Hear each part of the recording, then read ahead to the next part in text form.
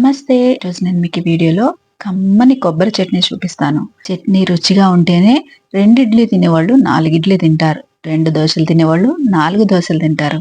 ఈ కొబ్బరి చట్నీ దోస, ఇడ్లీ, వడ, పూరి, ఊతప్పం దేంతో అయినా సరే అదిరిపోతుంది. చాలా సింపుల్ గా ఎంతో త్వరగా చేసుకునే ఈ కమ్మనైన కొబ్బరి చట్నీ రెసిపీని ఆలస్యం చేయకుండా చూసేద్దాము. ముందుగా స్టవ్ వెలిగించి పాన్ పెట్టుకొని అందులోకి 1 టేబుల్ స్పూన్ నూనె వేసుకోండి. నూనె కొంచెం వేడవగానే 50 గ్రాముల పచ్చిమిర్చిని ఇలా ముక్కలుగా కట్ చేసుకొని వేసుకోండి. స్టవ్ ని మీడియం ఫ్లేమ్ లో పెట్టుకొని పచ్చిమిర్చి రంగు మారేదాకా వేయించుకోండి. ఒక 2-3 నిమిషాలకి పచ్చిమిర్చి మంచిగా వేగిపోతాయి. ఈ వేగిపోయిన పచ్చిమిర్చిలో ఇప్పుడు మనం ఒక హాఫ్ కప్పు పల్లీల్ని వేసుకొని వేయించుకోవాలి. ఒక 2-3 నిమిషాలకి పల్లీలు మంచిగా వేగిపోతాయి. ఇలా వేగిపోగానే స్టవ్ ఆఫ్ చేసేసి ఈ పల్లీలు పచ్చిమిర్చిని పూర్తిగా చల్లారనివ్వండి.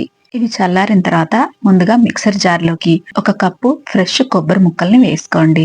కొబ్బరి ముక్కలు వేసుకున్న తర్వాత ఇందులోకి ఒక 5-6 వెల్లుల్లిపాయ రెబ్బల్ని వేసుకోండి. దీంతో పాటు ఒక చిన్న చింతపండు రెబ్బను కూడా ఇందులో వేసుకోండి. అలాగే హాఫ్ టీ స్పూన్ జీలకర్ర, 1 టీ స్పూన్ ఉప్పు, ముందుగా వేయించి పెట్టుకున్న పల్లీలు పచ్చిమిర్చిని కూడా ఇందులో వేసుకొని నీళ్లు పోయకుండా కచ్చా పచ్చాగా గ్రైండ్ చేసుకోవాలి. చూడండి, ఇక్కడ నేను చూపిస్తున్నట్టుగా ఇలా కచ్చా పచ్చగా గ్రైండ్ చేసుకున్న తర్వాత ఇప్పుడు దీంట్లోకి నీళ్లను పోసుకోవాలి.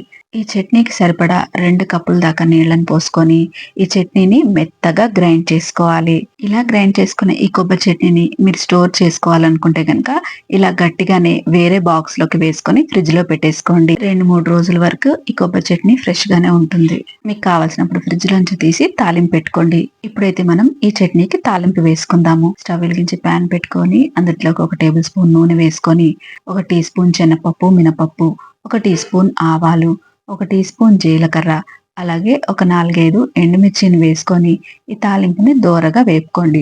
తాలింపు గింజలు దోరగా వేగిపోగానే ఇందులోకి ఒక 2 రెబ్బలు కరివేపాకు వేసుకొని స్టవ్ ఆఫ్ చేసేయండి. ఆ వేడికి కరివేపాకు కూడా వేగిపోతుంది. ఈ తాలింపుని ముందుగా రుబ్బి పెట్టుకున్న కొబ్బరి చట్నీలోకి వేసేసుకొని ఈ తాలింపు అంతా కొబ్బరి చట్నీకి మంచిగా పట్టేలాగా కలిపేసుకున్నామంటే కమ్మని కొబ్బరి చట్నీ రెడీ అయిపోతుంది. వేడి ఇడ్లీ పైన నెయ్యి వేసుకొని ఈ కొబ్బరి చట్నీతో తింటే అద్దరహ.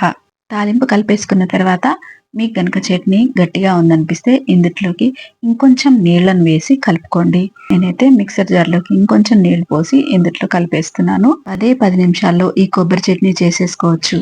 టేస్టీ కొబ్బరి చట్నీ రెసిపీ కనుక మీకు నచ్చినట్టయితే లైక్ చేయండి, షేర్ చేయండి. ఇలాంటి మరిన్ని మంచి రెసిపీస్ కోసం నా ఛానల్ ని సబ్స్క్రైబ్ చేసుకోండి.